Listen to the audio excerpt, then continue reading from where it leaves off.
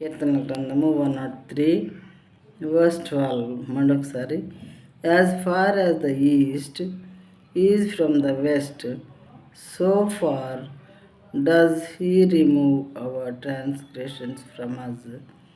చూడండి, అయితే 11వ వచనంలోనేమో భూమి కంటే ఆకాశం ఎంత ఉన్నతముగా ఉన్నదో, ఆయన ఎందు భయభక్తులు గలవారు ఎట్లా ఆయన కృప అంత అధికముగా ఉన్నది అని ఉన్నది.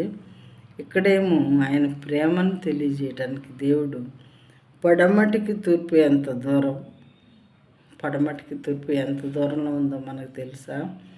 తెలియదు.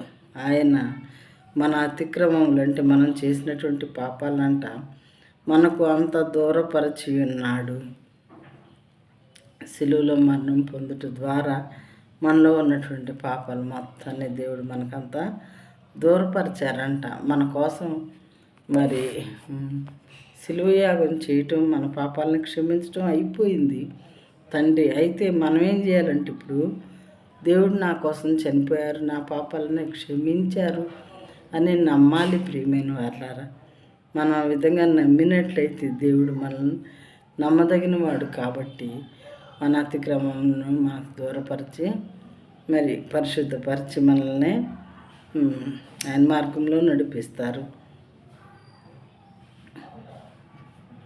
కీర్తన గ్రంథము 103:12. పడమటికి తూర్పు ఎంత దూరమో ఆయన మన అతిక్రమములను మనకు అంత దూరపరిచి ఉన్నాడు. అయిపోయింది దూరపరచటం.